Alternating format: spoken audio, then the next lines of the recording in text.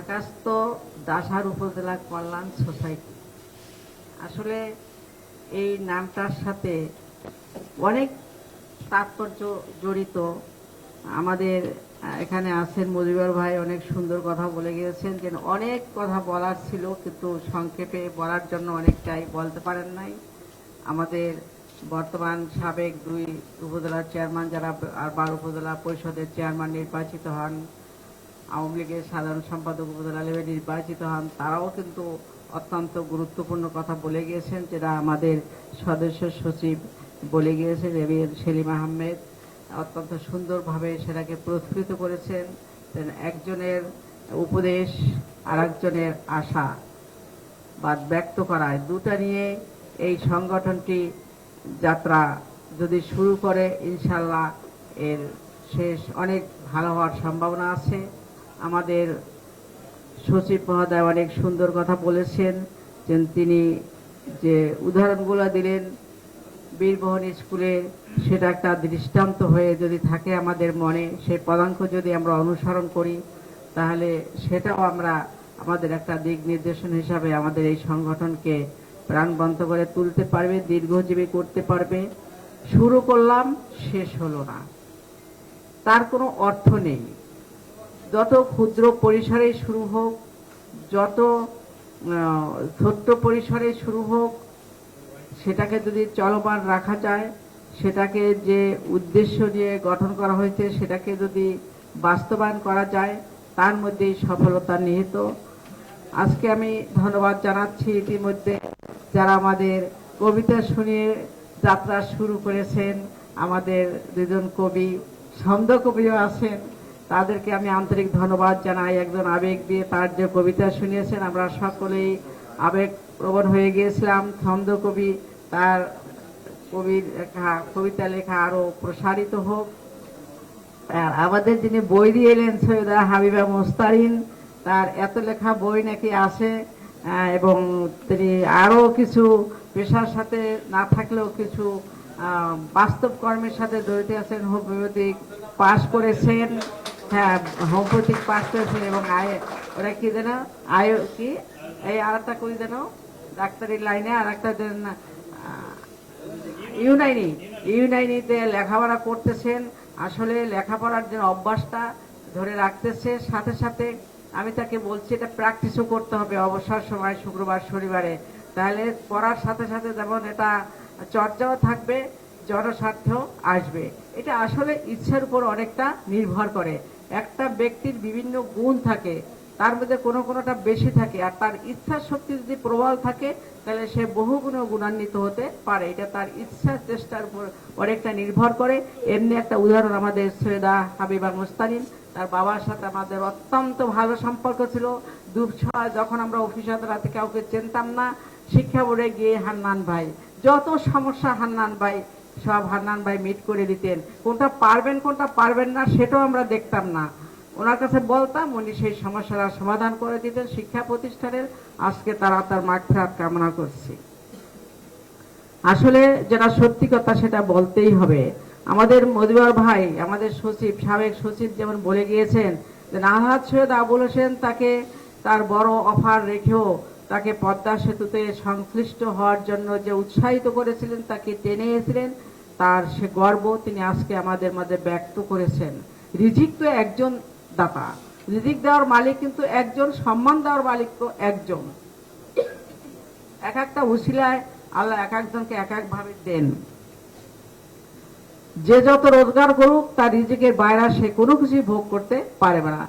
তিনি তার সন্তান পরিবারের রিজিকের দিকে না তাকিয়ে, বিদেশে না গিয়ে এই পদ্মা সেতুর সাথে সংশ্লিষ্ট হয়ে আজকে তিনি গর্ববোধ করছেন।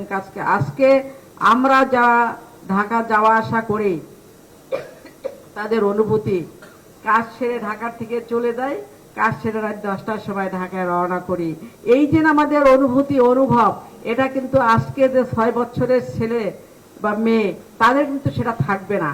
তারা মনে করবে এটা ন্যাচারাল। কিন্তু আমরা যতদিন বেঁচে থাকবো আমাদের এই অনুভূতিটা কিন্তু নিঃশেষ হয়ে যাবে না। যে আমরা কল্পনা করতে পারি না এখন ঢাকা রওনা করিয়া 2-2.5 ঘন্টার মধ্যে ঢাকা দিয়ে পৌঁছবো, এটা আমাদের কাছে এখনো মনে হয় কি একটা কল্পনা, একটা স্বপ্নের জগতে আমরা বসবাস করতেছি। আর এই যে উদ্যোক্তা আমাদের মাননীয় প্রধানমন্ত্রী যাকে দায়িত্ব দিয়েছিলেন বিশ্বাস করে, যার দ্বারা এটা সম্ভব হবে, তাকে আমি স্মরণ করছি। আমাদের সকলের মাদারীপুরের শ্রেষ্ঠ সন্তান আমি বলবো, মাদারীপুরের কৃতি সন্তান, ডাসারের কৃতি সন্তান আলহাজ সৈয়দ আবুল হোসেন। তিনি যে চিন্তা চেতনা নিয়ে কালকিনিকে ভাগ করে ডাসার উপজেলা করেছিলেন, হয়তো তিনি সম্পূর্ণ তার স্বপ্ন বাস্তবায়িত করে যেতে পারেন নাই, কিন্তু আপনারা আজকে যে ঢাকাস্থ ডাসার উপজেলা কল্যাণ সোসাইটি করলেন, আমি আশা করি এর মাধ্যমে তার স্বপ্ন অনেকটাই আপনারা বাস্তবায়িত করতে পারবেন। আমি এই জন্য আপনারা যারা এর উদ্যোক্তা, কে উদ্যোক্তা এটা আমি দেখব না, এই উদ্যোক্তা হিসাবে আমি তাকে চিনব এবং ছোট কাউকে আমি দেখব না, বড় করে আমি কাউকে দেখব না। একটা জিনিস সৃষ্টি করার পিছনে যে শ্রম দেওয়া লাগে, সময় দেওয়া লাগে, চিন্তা চেতনা দেওয়া লাগে, যে মননশীলতা লাগে, এগুলো তাদের মধ্যে আছে। কেউ করেন প্রকাশ্যে, কেউ করেন অন্তরালে। এখানে কিন্তু আমরা জানতে পেরেছি দাপ্তরিক কাজ কে করেছে, এখানে কিন্তু আমরা জানতে পেরেছি আমাদের এই মনোগ্রাম কে তৈরি করেছে। মনোগ্রাম যিনি সৃষ্টি করেছেন তার মননশীলতা, তার চিন্তা চেতনা, এর মধ্যে পুরা সংগঠনটার চিত্র ফুটে উঠেছে।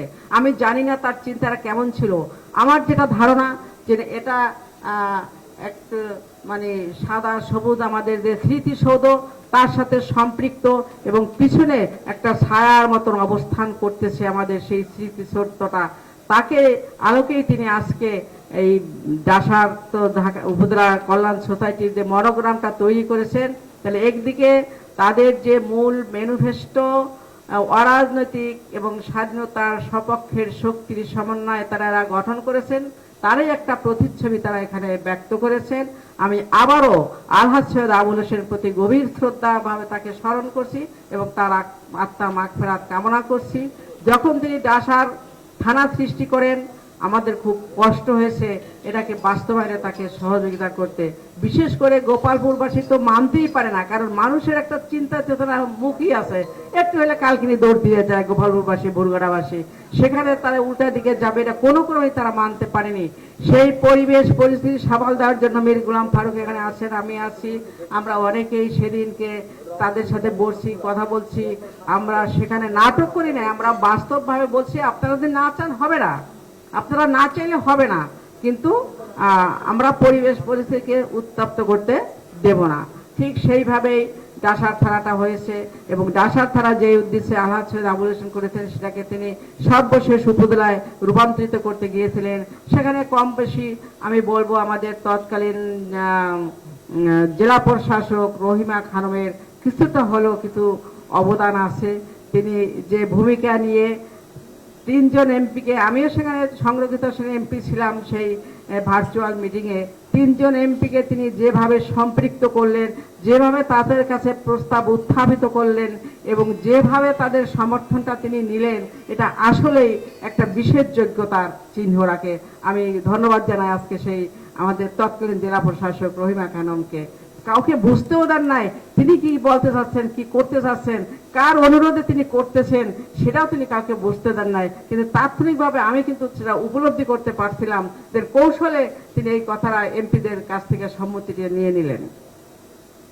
যাক, সেই প্রসঙ্গে যাব না, তবে আজকে যে যাত্রা আপনারা শুরু করেছেন সেই যাত্রার শুরুতে আমি একটি কথা বলবো, আমাদের জাতির জনক যে স্বপ্ন নিয়ে বাংলাদেশকে শুরু করেছিলেন, তিনি যে গোড়াপত্তন করেছিলেন,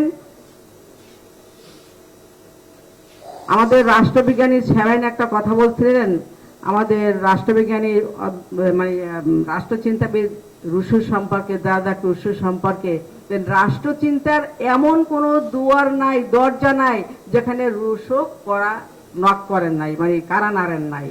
তো বাংলাদেশের উন্নয়নের এমন কোনো দুয়ার নাই বা দরজা নেই যেখানে বঙ্গবন্ধু নক করেন নাই, যেখানে শুরু করে যান নাই বা সিদ্ধান্ত দিয়ে যাননি। তারই একটা একটা করে তার যোগ্য কন্যা জননেত্রী শেখ হাসিনা মাননীয় প্রধানমন্ত্রী বাস্তবায়ন করার দিকে বাংলাদেশকে এগিয়ে নিয়ে যাচ্ছেন। কিছুটা আমরা ব্যাহত হচ্ছি। জননেত্রী শেখ হাসিনা সবাইকে চেনেন, সবাইকে জানেন, কিন্তু তাদের নিয়ে একটু আবার তার কাজ করতে হয়, যার জন্য অনেক কিছু তিনি দেখে না দেখার ভান করে তাদের নিয়ে কাজ করে এগিয়ে যাচ্ছেন। আমরা যদি সকলে উজ্জীবিত হই, সকলে যদি বঙ্গবন্ধুর স্বপ্নকে বাস্তবায়িত করতে চাই, আমাদের এই বাংলাদেশ আসলে যে 41 সাল নাগাদ জননেত্রী শেখ হাসিনা যে টার্গেট দিয়েছেন তার আগেই আমরা উন্নত রাষ্ট্রে পরিণত হতে পারবো। এর মধ্যে যে বিষয়গুলো আসে আমরা সব দিক পারবো না, তবে আমরা চেষ্টা করতে পারবো।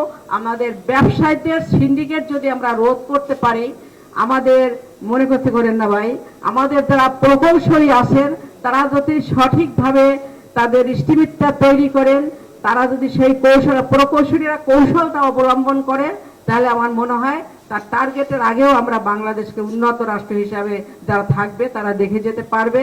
আমি অনুরোধ করব যারা এখানে প্রকৌশলী আছেন, সচিব পর্যায়ে আছেন, বিভিন্ন জায়গায় তারা অবস্থান করতেছেন এবং ধাবিত হচ্ছেন সেদিকে যাওয়ার, সকলের আন্তরিকতা চেষ্টার মধ্য দিয়ে বাংলাদেশকে এগিয়ে যাক, বাংলাদেশ উন্নত রাষ্ট্রে পরিণত হোক। হয়তো আমরা অনেকে দেখতে পারবো না, যারা ভোগ করবেন, যারা দেখবেন, তাদের সচেষ্ট থাকা উচিত।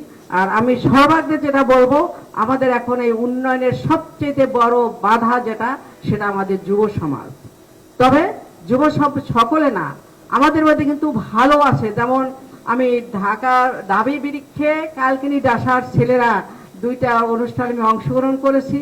তাদের উদ্যোগ তারা ছিলেন, আমি দেখেছি তাদের পরিচ্ছন্নতা, তাদের কৌশল।